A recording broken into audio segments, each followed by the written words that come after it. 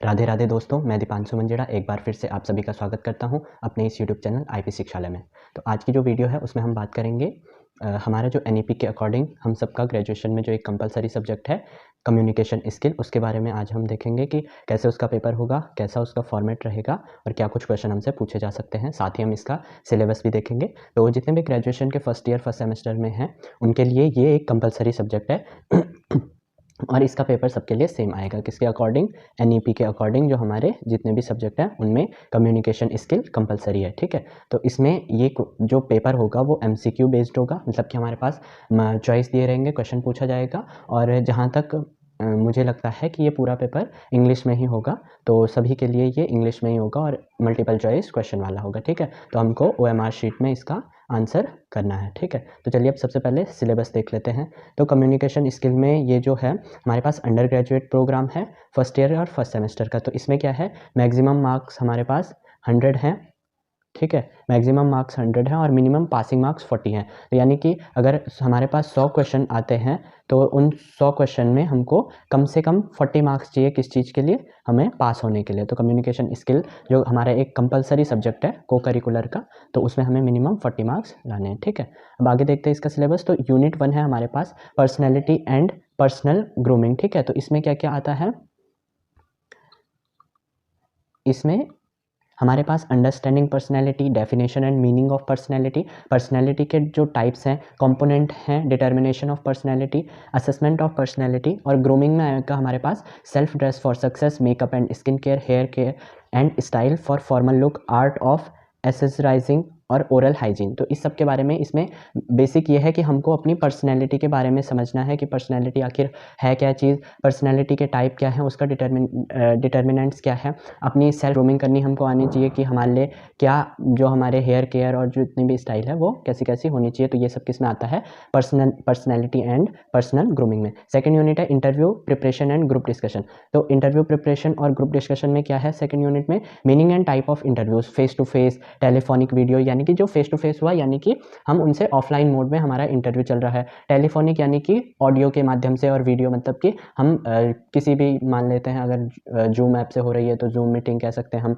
तो इस टाइप से हम हमारे तरह तरह के इंटरव्यूज होते हैं। इंटरव्यू प्रोसीजर कैसा है, ओपनिंग, लिसनिंग, क्लोजर, इन सब चीज़ों के बारे में हमको इस यूनिट में पढ़ना होता है। रिज्यूम राइटिंग एंड लिंक्डइन एंटिक्वेट, मतलब जो लिंक्डइन ऐप है उसमें हमको किस तरह से काम करना है वो सब आना चाहिए। रेज्यूमे राइटिंग आनी चाहिए। Meaning and method of group discussion, ये सारी बातें हम इस सिलेबस में देखेंगे, ठीक है। हमारे पास जो थर्ड यूनिट है वो है बॉडी लैंग्वेज एंड बिहेवियर, कि हमारा जो पर्सनैलिटी के साथ साथ हमारी कैसी बॉडी लैंग्वेज होनी चाहिए, क्या हमारा बिहेवियर होना चाहिए, तो वो सब इसमें आता है थर्ड यूनिट में। Last but not least fourth जो यूनिट है हमारे पास फर्स्ट सेमेस्टर में वो है आर्ट ऑफ गुड कम्युनिकेशन, कि हमारे पास किस तरह से हमें एक अच्छा कम्युनिकेशन करना चाहिए, या किस तरह से हम एक इफ़ेक्टिव किसी से कम्युनिकेट कर सकते हैं या किसी से अपनी बात रख सकते हैं, किसी को समझा सकते हैं, ठीक है। तो इसमें ये सिलेबस में हमारे पास बस 4 ही यूनिट है। यहाँ पर हमको जो है यहाँ पर सजेस्टेड रीडिंग इन जो ऑथर हैं उनकी बुक्स भी दे रखी हैं। एंड जो मैं कह रहा था कि ये this course can be opted as a co curricular course by the student of following subject, मतलब कि बीए वाले भी, BCom, BBA, BSc, BFA, BLib, BA LLB honours, LLB और बी फार्मा वाले जितने भी स्टूडेंट हैं जो कि इस समय फर्स्ट सेमेस्टर में हैं, उनके लिए ये यही सिलेबस होगा और यही कोर्स होगा। किस चीज़ का? कम्युनिकेशन स्किल का, ठीक है। अब सिलेबस की बात हमने कर ली, अब आगे बढ़ते हैं जो एमसीक्यू किस तरह से हमारे पास आ सकते हैं, किस तरह के क्वेश्चन पूछे जा सकते हैं। तो चलिए एक एक करके देखते हैं। तो पहला क्वेश्चन है हमारे पास यहाँ पर dash means communication without words. तो ऐसा कौन सा कम्युनिकेशन है जो किसके बिना हो? वर्ड्स के बिना। तो हमारे पास ऑप्शन देख लेते हैं, object communication, written communication, oral communication and non verbal communication. तो ऑब्जेक्ट में तो किसी वस्तु के द्वारा कम्युनिकेशन हुआ, रिटन में लिखने के द्वारा कम्युनिकेशन हुआ, और ओरल कम्युनिकेशन मतलब एक दूसरे के साथ बोल के कम्युनिकेशन। लेकिन हमें कह रहा है कि विदाउट वर्ड्स, जिसमें वर्ड्स हो ही ना, तो वो कहलाता है हमारा नॉन वर्बल कम्युनिकेशन, ठीक है। एक बार इसको रिचेक करके देखते हैं। तो बिल्कुल सही जवाब क्या है? नॉन वर्बल कम्युनिकेशन, ठीक है। नेक्स्ट क्वेश्चन पे आते हैं हम। The person who transmits the message is called, कि जो मैसेज को ट्रांसमिट करता है वो व्यक्ति क्या कहलाता है? तो ये लिखेंगे हम, देखो कि जो तो इसका जो सही जवाब हो जाएगा वो हो जाएगा हमारे पास सेंडर। सेंडर मतलब क्या है? कि जो भेजता है, जिसने मैसेज किसी दूसरे व्यक्ति को भेजा है यानी कि ट्रांसमिट किया है, वो क्या कहलाएगा हमारे पास? सेंडर, ठीक है। थर्ड क्वेश्चन है dash aims at making people work together for common good of the organization. ठीक है, तो इसका जो सही जवाब है वो क्या है, कम्युनिकेशन। तो कहने का मतलब यह है कि कम्युनिकेशन का एम्स क्या होता है, यानी कि लक्ष्य, किसी भी कम्युनिकेशन का लक्ष्य होता है कि लोगों को एक साथ काम करने के लिए और किसी ऑर्गेनाइजेशन को हमको कॉमन गुड बनाने के लिए कम्युनिकेशन का इस्तेमाल बहुत ज़रूरी होता है। हमको एक किसी भी ऑर्गेनाइजेशन चलाने के लिए या किसी से भी बात करने के लिए हमारे पास कम्युनिकेशन स्किल होना बहुत ज़रूरी है। ठीक है, नेक्स्ट क्वेश्चन देखते हैं। At each stage in the process of communication there is a possibility of interference which may hinder the process, such interference is known as.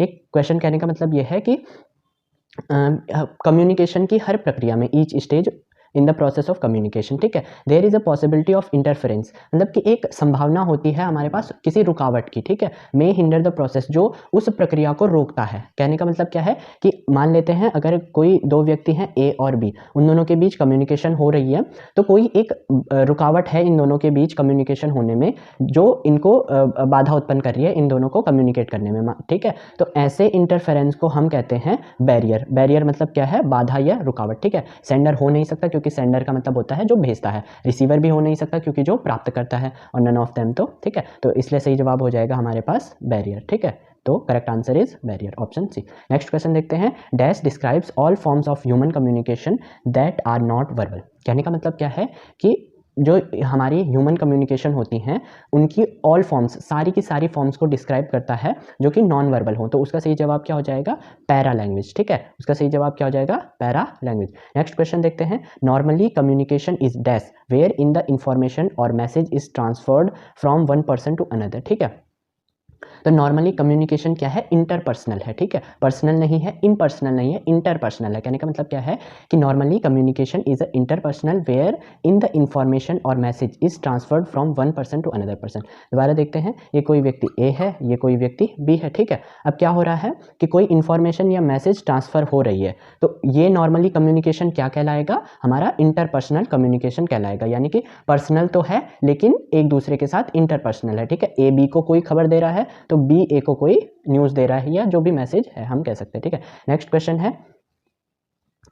A dash connects the sender to the receiver. तो sender को receiver से connect कौन करता है, अगर मान लेते हैं ए हमारे पास यहाँ पर सेंडर है। ठीक है, ए क्या है, सेंडर है, और बी क्या है, रिसीवर है। ठीक है, तो इन दोनों को कनेक्ट करने का जो काम करता है वो करता है हमारे पास चैनल। तो चैनल क्या है, हम जो सेंडर होता है उसको रिसीवर से कनेक्ट करता है या रिसीवर को सेंडर से कनेक्ट करता है। इसका सही जवाब हो जाएगा a channel connects the sender to the receiver. ठीक है, नेक्स्ट क्वेश्चन पे आते हैं। The dash in the usages of words may be a serious barrier to effective communication. तो the distortion in the use, ठीक है, इसका सही जवाब है डिस्टॉर्शन। कहने का मतलब क्या है, the distortion in the usages of words may be a serious barrier to effective communication. क्या है कि किसी भी कम्युनिकेशन को प्रभावित करने के लिए जो सबसे खतरनाक बाधा, सीरियस बैरियर कह सकते हैं हम, वो यूजेज ऑफ वर्ड्स में क्या हो सकती है। तो डिस्टर्बेंस तो ऐसे नॉर्मल ये बहुत छोटी बैरियर है, ये इसको हम नेग्लिजिबल मानते हैं। डिस्क्रिमिनेशन, अगर हम शब्दों का भेदभाव करें, पहले बोल दिया, तो इससे भी कोई बहुत ज़्यादा कम्युनिकेशन में प्रभाव नहीं पड़ता। डिसऑर्डर, अब आप शब्दों का ऑर्डर ही चेंज कर सकते हो या किसी शब्द की जगह कोई शब्द बोल सकते हो। ठीक है, वाटर की जगह मैंने पानी बोल दिया। ठीक है, दूध की जगह मैंने मिल्क बोल दिया। तो इस प्रकार कुछ चीज़ें हैं जो हम बहुत ज़्यादा रुकावट नहीं बनती है किसमें, एक इफेक्टिव कम्युनिकेशन में। तो जो सबसे सीरियस बैरियर होगी, जो सबसे सीरियस बाधा होगी, वो क्या है हमारे पास, डिस्टॉर्शन। तो ऑप्शन डी इज करेक्ट। ठीक है, नेक्स्ट क्वेश्चन देखते हैं। Most of us use dash and dash in addition to words when we speak. जब हम बात कर रहे होते हैं, मान लीजिए ये हमारा कोई ग्रुप है जिसमें हम बहुत सारे लोग हैं एक ग्रुप में, मान लेते हैं 4 या 5 लोग हैं एक ग्रुप में। ठीक है, अब उनमें से कोई एक व्यक्ति बोल रहा है तो वो केवल अपने शब्दों का ही इस्तेमाल नहीं करता, वो किस चीज़ का इस्तेमाल करता है, वो करता है जेस्चर्स एंड बॉडी लैंग्वेज का। मतलब क्या है, जेस्चर जो हम हाव भाव करते हैं, हाथों के हाव भाव, चेहरे के एक्सप्रेशन, हमारी एक बॉडी लैंग्वेज होती है बात करते समय। तो मोस्ट ऑफ अस यूज, हम सब यूज करते हैं क्या, जेस्चर और बॉडी लैंग्वेज, कब, कि जब हम कुछ बोल रहे होते हैं या किसी को हम संबोधित कर रहे होते हैं। ठीक है, तो इसका जो सही जवाब हो जाएगा वो हो जाएगा gesture and body language, option number B. ठीक, नेक्स्ट देखते हैं question number 10। Dash refers to pitch, loudness, duration, intonation and tempo. तो prosody refers to pitch, loudness, duration, intonation and tempo. कहने का मतलब क्या है कि ये जो प्रोसोडी शब्द है ये किसको रेफर करता है? पिच को, लाउडनेस को, मतलब जो हम बोल रहे हैं उसकी आवाज़ कितनी ज़्यादा है या कितनी लो है, उस आवाज़ की ड्यूरेशन, मतलब कि जितनी देर में हम बोल रहे हैं वो ड्यूरेशन क्या है, टेम्पो कितना है, ठीक है, मतलब कि उसकी टोन कैसी है, ठीक है। तो ये सब कौन सा रेफर, मतलब किसको रेफर करता है? प्रोसोडी। मतलब अगर हमारे पास कोई एक शब्द है तो हमने इन सब शब्द के बजाय क्या यूज़ कर लिया? प्रोसोडी, ठीक है, समझ गए। तो क्वेश्चन का जो आंसर सही ऑप्शन हो जाएगा वो हो जाएगा बी। नेक्स्ट क्वेश्चन की तरफ देखते हैं। In dash main intention is to seek certain information which will be appreciated. कहने का मतलब क्या है कि कोई हमारे पास एक ऐसी इन्फॉर्मेशन जिसकी कि हम सराहना कर सके, ठीक है, अप्रिशिएट मतलब सराहना कर सकें, तो वो क्या होगी? थ्योरेपेटिक। मतलब कि कहने का मतलब यह है कि कोई एक इस टाइप की थेरेपी जिसका मेन इंटेंशन क्या हो? किसी इन्फॉर्मेशन की सराहना करना हो, ठीक है। तो इसका जो करेक्ट आंसर होगा वो होगा थेरेपेटिक, ठीक है।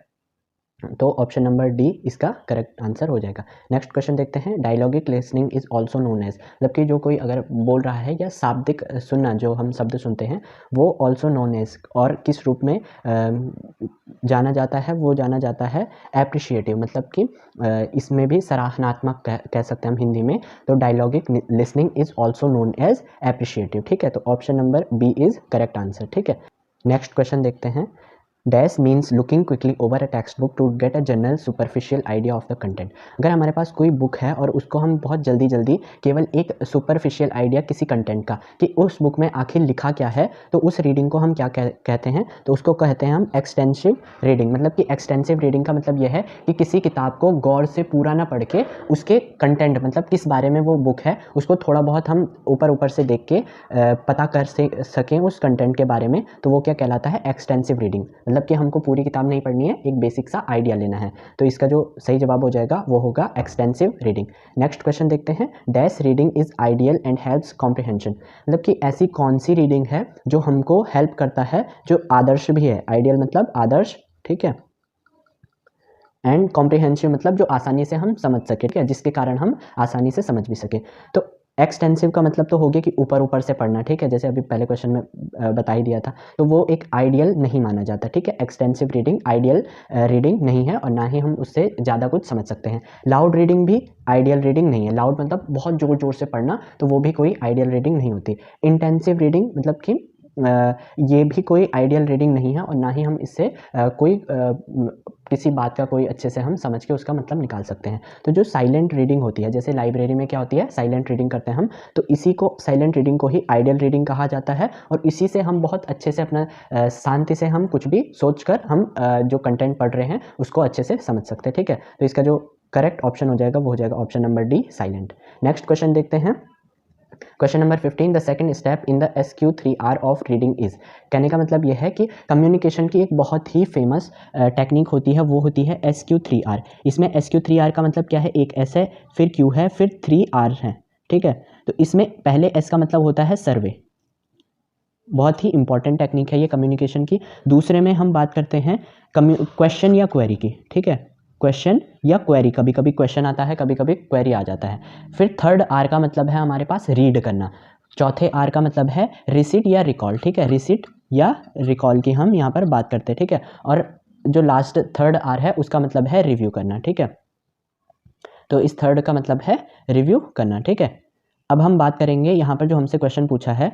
क्वेश्चन ये है हमारे पास कि द सेकंड स्टेप, तो इसका सेकंड स्टेप क्या हो जाएगा? ये वाला क्वेश्चन। तो इसका जो करेक्ट आंसर होगा वो होगा option number B, question. The second step in the SQ3R of reading is question, ठीक है। नेक्स्ट क्वेश्चन देखते हैं। While making a slide the number of words should be limited to a maximum of per slide, ठीक है। तो जब हम कोई स्लाइड बना रहे हों तो पर स्लाइड में, हर एक स्लाइड में मैक्सिमम कितने वर्ड्स की लिमिट हमें रखनी चाहिए? तो वो रखनी चाहिए 10 वर्ड्स की लिमिट, यानी कि 10 वर्ड पर स्लाइड के हिसाब से हमें कोई भी स्लाइड बनानी चाहिए, जो कि क्वेश्चन में बहुत ही इफेक्टिव होती है। तो करेक्ट आंसर क्या हो जाएगा? Option number D, 10। Next question देखते हैं। A business proposal from a branch manager of a company to the managing director of the company is an example of horizontal communication। तो यहाँ पर क्या कहा है कि ये किसी कंपनी का ब्रांच मैनेजर है, ठीक है, और इसने क्या किया? प्रपोजल दिया, किसको? मैनेजिंग डायरेक्टर को, ठीक है, मैनेजिंग डायरेक्टर लिख देते हैं। तो ये कौन था? ब्रांच मैनेजर था, किसी कंपनी की एक ब्रांच का ब्रांच मैनेजर था, उसने मैनेजिंग डायरेक्टर को, जो कंपनी को मैनेज करता है, उसको एक प्रपोजल दिया। तो कहने का मतलब क्या है, इन दोनों के बीच वो कह रहा है कि हॉरिजॉन्टल कम्युनिकेशन हुई। तो ये सही है या गलत है? तो अब हमको बताना है कि ये सही है या नहीं है। तो ये बिल्कुल ही गलत है, क्योंकि इसने तो एक केवल प्रपोजल दिया है, इसने कोई कम्युनिकेशन नहीं हुई, ये तो सीधे प्रपोजल भेजा गया है किसके मतलब कंपनी में। ये तो एक एग्जांपल है। तो हॉरिजॉन्टल कम्युनिकेशन क्या होती है? अगर ए बी से कोई बात कर रहा है सीधे सीधे, तो वो कहलाती है हॉरिजॉन्टल लाइन, यानी कि हॉरिजॉन्टल कम्युनिकेशन। तो अगर ए बी से बात कर रहा है और बी ए की बात अच्छे से सुन रहा है, तो हॉरिजॉन्टल कम्युनिकेशन हम इसको कहते हैं। इसलिए ये जो है ये क्या हो जाएगा? फॉल्स, ठीक है। तो करेक्ट आंसर इसका होगा फॉल्स। नेक्स्ट क्वेश्चन देखते हैं। Is the full form of abbreviation TQM? TQM की फुल फॉर्म क्या हो जाएगी? टोटल क्वालिटी मैनेजमेंट, ठीक है। क्या हो जाएगी? टोटल क्वालिटी मैनेजमेंट, TQM की फुल फॉर्म। तो correct answer option number D. Next देखते हैं। Communication that takes place between the members of an organization within itself is. अब देखते हैं, ये कोई ऑर्गेनाइजेशन या कंपनी मान लेते हैं, इस कंपनी में बहुत सारे लोग काम करते हैं, ठीक है, मान लेते हैं। अब ये जब आपस में बात कर रहे हैं, तो इनकी कम्युनिकेशन को हम क्या कहेंगे? इंटरनल कम्युनिकेशन, ठीक है। कौन सी कम्युनिकेशन कहेंगे? इंटरनल कम्युनिकेशन, क्योंकि ये आपस में एक दूसरे से ही बात कर रहे हैं। तो ये क्या कहलाएगा? आंतरिक कम्युनिकेशन, ठीक है, या फिर हम कह सकते हैं इंटरनल कम्युनिकेशन। तो करेक्ट आंसर क्या हो जाएगा? Internal communication. नेक्स्ट क्वेश्चन देखते हैं। Informal meetings mark the dash of problem, ठीक है। तो इनफॉर्मल मीटिंग, जो अनौपचारिक जो मीटिंग्स होती हैं, वो मार्क होती हैं इंपॉर्टेंस ऑफ द प्रॉब्लम। यहाँ पर कौन सा आएगा? इंपॉर्टेंस ऑफ द प्रॉब्लम, कि जब हमको किसी प्रॉब्लम की इंपॉर्टेंस का पता चलेगा, तो हम उस प्रॉब्लम को इफेक्टिवली ख़त्म कर सकते हैं, ठीक है। तो जो इनफॉर्मल मीटिंग्स होती हैं वो मार्क होती हैं एक तरह से किसका? इंपॉर्टेंस ऑफ प्रॉब्लम का, ठीक है। तो करेक्ट ऑप्शन हो जाएगा option number C, importance. Next question देखते हैं। Dash is send to a specific group of people whereas dash may be meant for the general public, ठीक है।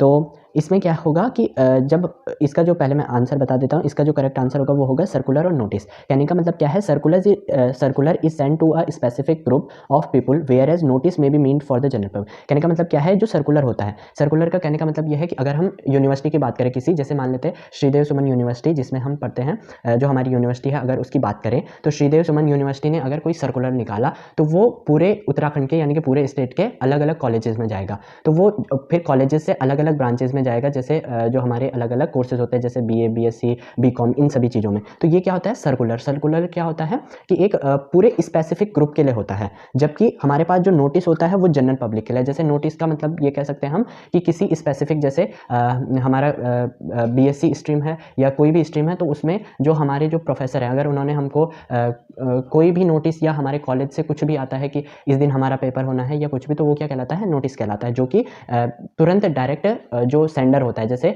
कॉलेज से भेजा गया किसके लिए? हम स्टूडेंट्स के लिए, तो वहाँ पर डायरेक्ट होता है सेंडर और रिसीवर, ठीक है। जबकि सर्कुलर में क्या होता है? एक के बाद स्टेप होते रहते हैं, ठीक है। तो करेक्ट आंसर हो जाएगा सर्कुलर एंड नोटिस, ठीक है। नेक्स्ट क्वेश्चन देखते हैं। The problem with proof reading is that you will have to be good at dash and dash. कहने का मतलब क्या है? प्रूफ रीडिंग जो होती है उसकी एक बड़ी समस्या है कि हमको किस चीज़ में अच्छा होना पड़ेगा? स्पेलिंग एंड पंक्चुएशन में, मतलब कि हमें एक अच्छी समझ होनी चाहिए शब्दों की, तो हम प्रूफ रीडिंग बहुत अच्छे से कर सकते हैं, ठीक है। करेक्ट आंसर हो जाएगा option number A, spelling and punctuation. Next question देखते हैं। Every sentence has two essential parts A dash and F। तो कहने का मतलब यह है कि किसी भी सेंटेंस के दो एसेंशियल बहुत ही इंपॉर्टेंट पार्ट्स क्या क्या होते हैं? तो हमारे पास होता है प्रेडिकेट एंड सब्जेक्ट। प्रेडिकेट क्या होता है? प्रेडिकेट का मतलब होता है कि सब्जेक्ट क्या है, आखिर जिस सब्जेक्ट की हम बात कर रहे हैं वो सब्जेक्ट क्या है, और आखिर में जो है कि सब्जेक्ट किसके बारे में, सब्जेक्ट का मतलब क्या होता है कि जिसके बारे में हम बात कर रहे हैं, और प्रेडिकेट मतलब कि आखिर सब्जेक्ट है क्या, ठीक है। तो इसका जो करेक्ट आंसर हो जाएगा, every sentence has two essential parts as a predicate and a subject, ठीक है। तो करेक्ट ऑप्शन हो जाएगा सी, ठीक है। नेक्स्ट क्वेश्चन देखते हैं। Oral communication ensures dash and dash. तो मतलब क्या है? जो ओरल कम्युनिकेशन होती है, एक बार फिर से एग्जांपल लेते हैं A एंड B का, ठीक है। तो A B की बात सुन रहा है, B A की बात सुन रहा है। अब क्या हुआ कि A अभी बोल ही रहा है, तो ओरल कम्युनिकेशन में सबसे ज़्यादा जरूरी क्या है कि B उसकी बात को बहुत गौर से सुने और थोड़ा जल्दी उसके बात का रिस्पॉन्स भी करे, ताकि उसको ये लगे कि हाँ B मेरी बात अच्छे से सुन रहा है। तो इसका जो सही ऑप्शन होगा वो होगा option number B, adequate attention. मतलब कि बहुत ही अच्छे से सावधानी से हमको उसको अटेंशन देना है कि हम हाँ तुम्हारी बात सुन रहे हैं, और सुनने के बाद हमको रिस्पॉन्स भी करना है। तो तुरंत रिस्पॉन्स और एडिक्वेट अटेंशन, ठीक है, तो option number B is correct. Next देखते हैं फाइंड आउट एरर्स। हमारे पास ये एक सेंटेंस है, either the manager or their subordinates failed in his duty. तो यहाँ पर हमको कुछ ऑप्शन दिए हुए हैं, तो हमको जो करना है वो होगा यहाँ पर ऑप्शन नंबर बी, देयर की जगह यहाँ पर हिज आएगा और हिज की जगह देयर आएगा। यहाँ पर इस देयर की जगह हिज आना चाहिए और इस हिज की जगह देयर आना चाहिए। आइदर द मैनेजर और हिज सबऑर्डिनेट्स, क्योंकि यहाँ पर केवल मैनेजर की बात हो रही है, ठीक है, आइदर द मैनेजर और हिज सबऑर्डिनेट्स, किसके सबऑर्डिनेट्स, मैनेजर के। यहाँ पर केवल एक पर्सन की बात हो रही है, तो यहाँ पर देयर नहीं आएगा, केवल हिज आएगा, फेल्ड इन हिज ड्यूटी। तो यहाँ पर सब्जेक्ट कौन है, सबऑर्डिनेट। सबऑर्डिनेट बहुत सारे हो सकते हैं किसी मैनेजर के, ठीक है, तो सबऑर्डिनेट क्या है, हमारे पास बहुत सारे हैं, कोई केवल एक पर्सन नहीं है, तो इसलिए यहाँ पर हिज की जगह देयर का यूज करेंगे हम, तो option number B is correct हो जाएगा, ठीक है। नेक्स्ट देखते हैं, as a means of communication emails have features of the immediacy of both dash and dash. कहने का मतलब क्या है, ईमेल के पास बहुत जल्दी तुरंत क्या काम कर सकता है ईमेल, ये देखेंगे हम।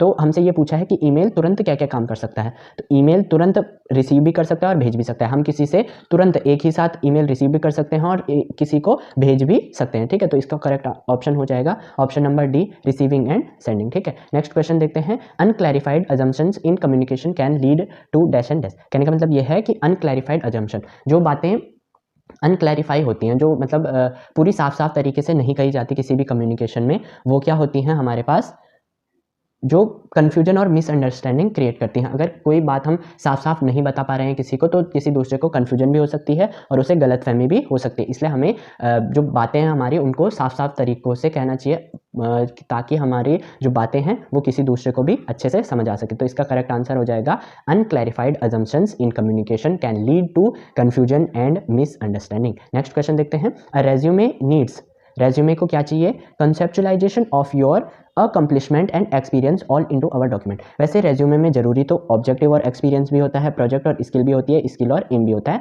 पर ऑप्शन सी ही करेक्ट क्यों है, क्योंकि इसमें हमारी कामयाबियों के बारे में और एक्सपीरियंस के बारे में एक रेज्यूमे में होना बहुत ही ज़्यादा कंसेप्चुलाइजेशन वे में बहुत ही ज़्यादा जरूरी होता है। इसलिए करेक्ट ऑप्शन हो जाएगा सी, अकम्पलिशमेंट एंड एक्सपीरियंस। कहने का मतलब क्या है, कामयाबी और हमारा जो तजुर्बा है, जो अनुभव है, वो एक रेज्यूमे में बहुत ज़रूरी है, ठीक है।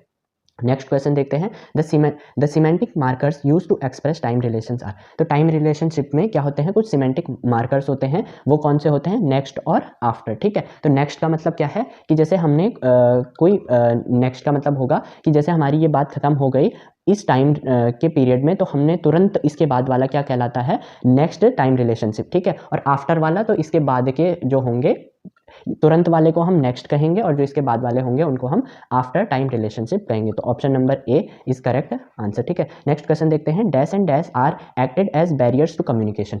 इन दोनों में से मतलब कि ये जो हमारे पास डैश डैश हैं, इनको हमें बताना है कि इनमें से कौन, जितने भी ऑप्शन है हमारे पास, इनमें से हमें बताना है कि कौन से कम्युनिकेशन में बाधा उत्पन्न करते हैं, ठीक है। तो semantic distortion and lack of planning, कि जब हम बिना कोई प्लानिंग किए हुए, या सिमेंटिक जो डिस्टॉर्शंस होते हैं और जो हम बिना प्लान किए किसी को कोई बात बताते हैं, या बिना प्लानिंग के हम किसी को कुछ समझाने का प्रयास करते हैं, तो वो भी एक बहुत बड़ी बाधा उत्पन्न करता है किसमें, कम्युनिकेशन में, ठीक है। किसी को कुछ समझाने में अगर हमें खुद उस चीज़ के बारे में अच्छे से पता नहीं होगा, या हमने उस चीज़ के बारे में अच्छे से प्लान नहीं किया होगा, तो वो भी बहुत बड़ी बाधा बन सकती है किसमें, कम्युनिकेशन में। तो क्या हो जाएगा correct answer, semantic distortions and lack of planning are acted as barriers to communication. Next question देखते हैं, when a word that has a silent e at the end combines with an ending that starts a vowel, the final e is for example the surprise gives you। तो कहने का मतलब ये है कि यहाँ पर आएगा हमारे पास ड्रॉप्ड एंड सरप्राइजिंग। यहाँ पर एक सेंटेंस टाइप पूछा है कि जब एक वर्ड जिसमें साइलेंट में ई हो और कहाँ पे आता हो, वो एंड में आता हो, ठीक है, and combines with an ending that starts a vowel, और वो लास्ट में किससे शुरू होता हो, एक स्वर से, यानी कि वोवल से। द फाइनल ई इज, तो वो फाइनल ई क्या हो जाएगा, ड्रॉप्ड में। यहाँ पर ड्रॉप्ड में जैसे अगर हम ड्रॉप बोलते हैं तो उसमें ई तो आता है पर वो साइलेंट में रहेगा। उसके बाद हम जब ड्रॉप्ड बोलते हैं तो ड्रॉप्ड ई डी, ई क्या है, एक वोवल है, तो वो लास्ट में शुरू हो रहा है, तो यहाँ पर क्या आ जाएगा, ड्रॉप्ड और सरप्राइजिंग। तो इसका करेक्ट ऑप्शन हो जाएगा, when a word that has a silent E at the end combines with an ending that starts a vowel, the final E is dropped, for example the surprise gives you surprising. तो यहाँ पर हमको एक example भी दिया है, the surprise gives you surprising, ठीक है। नेक्स्ट क्वेश्चन देखते हैं, the primary goal of communication is. तो कहने का मतलब यह है कि एक प्राथमिक जो सबसे गोल होता है कम्युनिकेशन का, किसी भी कम्युनिकेशन का जो प्राइमरी गोल होता है वो क्या होता है। तो पहले ऑप्शन देख लेते, टू क्रिएट बैरियर्स। तो हम नहीं चाहते कि, बिल्कुल नहीं चाहते कि कोई बाधा उत्पन्न नहीं करना चाहते, क्या करके, कम्युनिकेशन करके। टू क्रिएट नॉइस, कि शोर फैलाने के लिए तो हम बिल्कुल भी कम्युनिकेशन नहीं करते हैं। तो इसका सही जवाब हो जाएगा टू इफेक्ट अ चेंज, परिवर्तन लाने के लिए हम किसका यूज़ करते हैं, या प्राइमरी गोल कम्युनिकेशन का क्या होता है, to effect a change. The primary goal of a communication is to effect a change. ठीक है, परिवर्तन करने के लिए हम जो हमारा प्राइमरी गोल होता है कम्युनिकेशन का वो होता है परिवर्तन करने के लिए या effect a change. Next question देखते हैं, question number 33, communication through dash and dash is called verbal communication. ठीक है, तो कम्युनिकेशन किस चीज़ के थ्रू हो कि वो वर्बल कम्युनिकेशन कहलाए। ठीक है, तो वर्बल कम्युनिकेशन कैसे कहलाएगी, spoken words and written material से। तो जब हम किसी को बोलेंगे, शब्दों में बोलेंगे और लिख करके कोई चीज़ समझाएंगे तो वो वर्बल कम्युनिकेशन में आ जाएगा। ठीक है, यहाँ पर रिटन मटेरियल तो ठीक है ऑप्शन ए में, बट जेस्चर कोई वर्बल कम्युनिकेशन नहीं है। जेस्चर फिर से कोई कम्युनिकेशन, वर्बल कम्युनिकेशन नहीं है। और बॉडी लैंग्वेज एंड जेस्चर तो ओरल कम्युनिकेशन के लिए हम यूज़ करते हैं। ठीक है, या नॉन वर्बल कम्युनिकेशन के लिए हम बॉडी लैंग्वेज और जेस्चर का यूज़ करते हैं। इसलिए option number C is correct.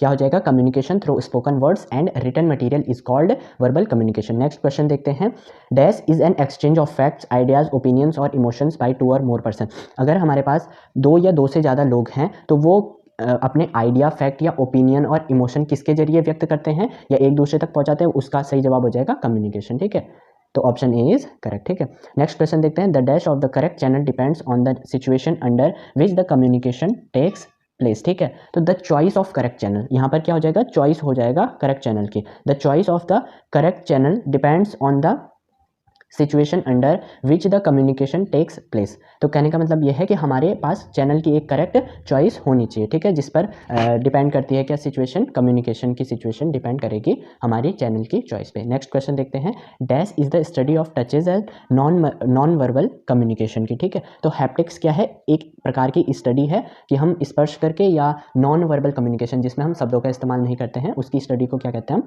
Haptics. तो ऑप्शन ए इज करेक्ट। ठीक है, the fourth step in the SQ3R technique, ये पहले बता दिया मैंने कि SQ3R में क्या होता है, एस तो सर्वे हो गया, क्यू क्वेश्चन या क्वेरी हो गया, फिर पहले आर का मतलब होता है हमारा रीड करना, दूसरे का मतलब जो दूसरा आर है, पहले क्या था हमारे पास एस, फिर क्यू, फिर आर, आर एंड आर। तो फर्स्ट स्टेप एस हो गया, second step Q, third step R मतलब रीड और फोर्थ स्टेप रिसीट या रिकॉल। तो इसका सही जवाब हो जाएगा रिकॉल। ठीक है, option number A is correct. Next question देखते हैं, dash is an announcement sheet that is send to a specific group of people. ये पहले भी बात कर लिया हमने कि सर्कुलर इज अनाउंसमेंट, की कोई घोषणा कर रहे हैं हम, तो सर्कुलर क्या है, एक अनाउंसमेंट शीट है जो हमने किसको भेजी है, किसी स्पेसिफिक ग्रुप या किसी लोगों को भेजी है या किसी ऑर्गेनाइजेशन में भेजी है, तो वो सर्कुलर हमारा अनाउंसमेंट शीट कहलाता है। ठीक है, नेक्स्ट क्वेश्चन देखते हैं, is essentially a statement of facts of a situation, project, process or test and it should be supported by।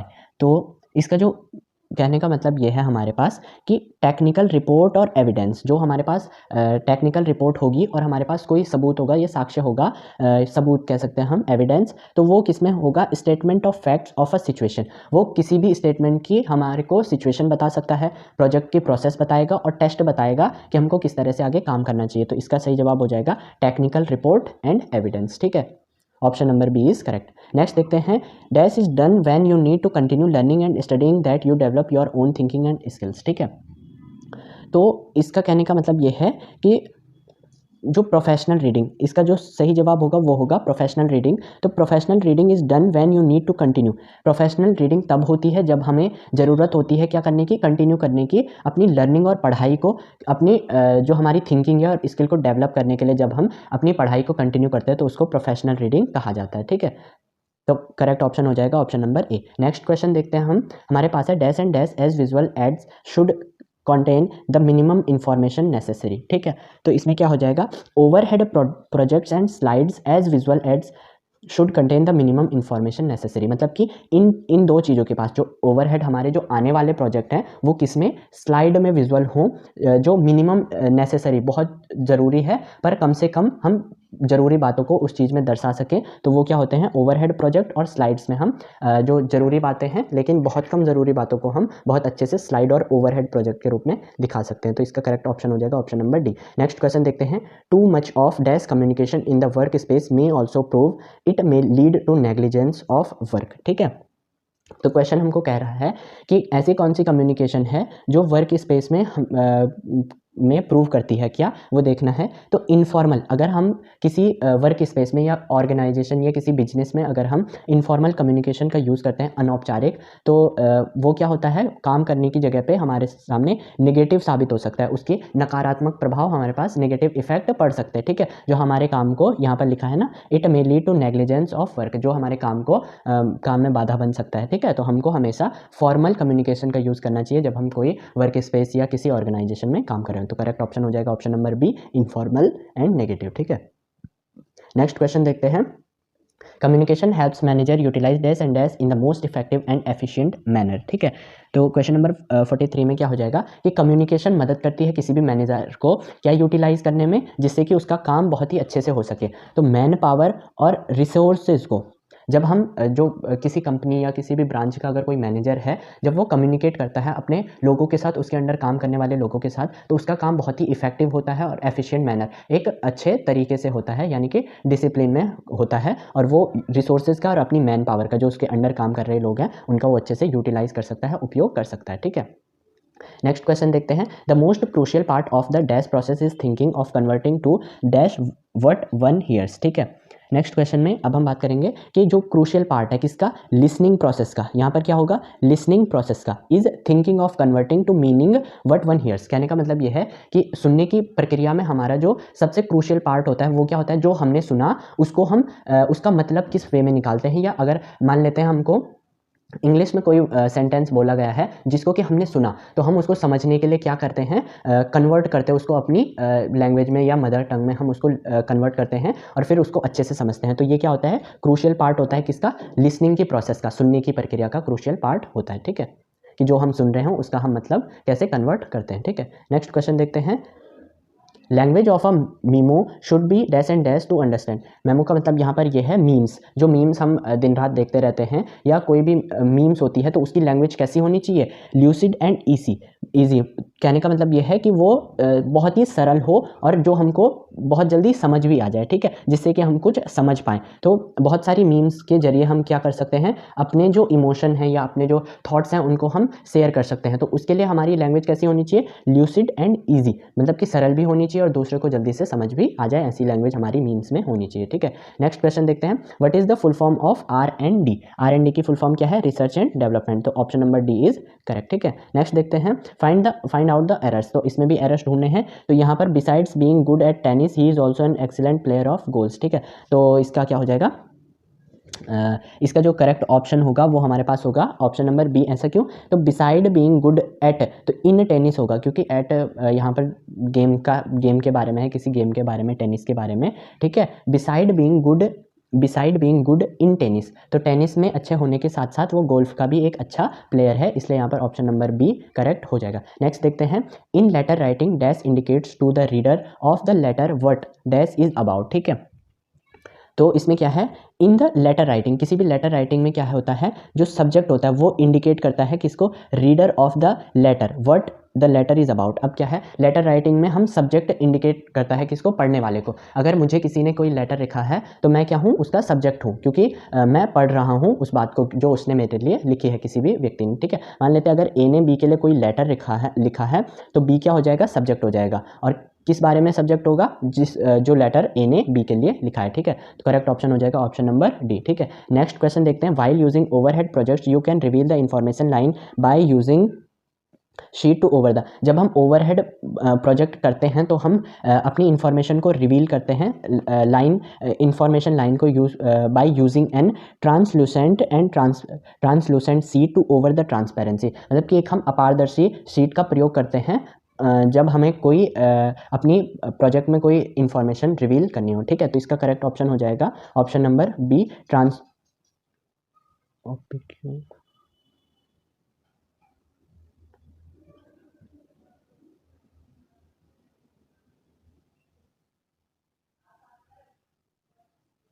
Next question देखते हैं, while using overhead projects you can reveal the information line by using an dash sheet to over the dash. ठीक है, तो कहने का मतलब क्या है कि जब हम ओवरहेड प्रोजेक्ट्स कर रहे होते हैं तो अपनी इन्फॉर्मेशन को रिवील हम कैसे कर सकते हैं, तो यहाँ पर क्या है, ओपेक्यू एंड ट्रांसपेरेंसी, मतलब कि अपारदर्शी शीट में हम दिखाते हैं क्या, अपनी जो हमारी इन्फॉर्मेशन है उसको एक ट्रांसपेरेंसी के रूप में दिखाते हैं। ठीक है, किसी अपारदर्शी शीट में हम एक ट्रांसपेरेंसी के रूप में दिखाते हैं किसको, अपनी जो इन्फॉर्मेशन है जो हमें रिवील करनी है। ठीक है, इसका जो करेक्ट ऑप्शन हो जाएगा वो हो जाएगा option number D. Next question देखते हैं, a press release is a dash news dash story written in dash person that seeks to demonstrate to an editor और reporter the newsworthiness of a particular person event service और a product. क्या होता है जब press release करते हैं किसी news को, कहानी को, तो क्या होता है, रिटर्न इन पर्सन। तो इसका जो सही जवाब हो जाएगा वो हो जाएगा स्यूडो एंड थर्ड।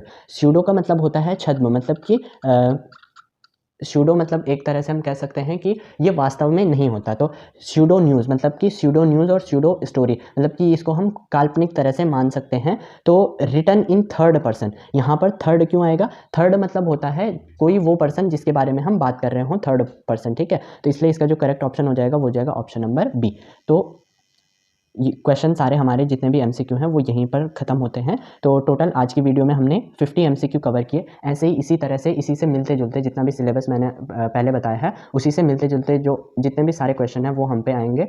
और अगर आपको कम्युनिकेशन स्किल इसका सिलेबस चाहिए तो डिस्क्रिप्शन बॉक्स में आप वहाँ से मैंने लिंक अपलोड कर दिया है, आप वहाँ से आराम से डाउनलोड कर सकते हैं। ठीक है, तो कम्युनिकेशन स्किल में फ़िलहाल के लिए इस वीडियो में इतना ही। आगे दूसरी वीडियो में भी हम कुछ इंपॉर्टेंट क्वेश्चन को भी देखेंगे। तो इस वीडियो में इतना ही। Thank you.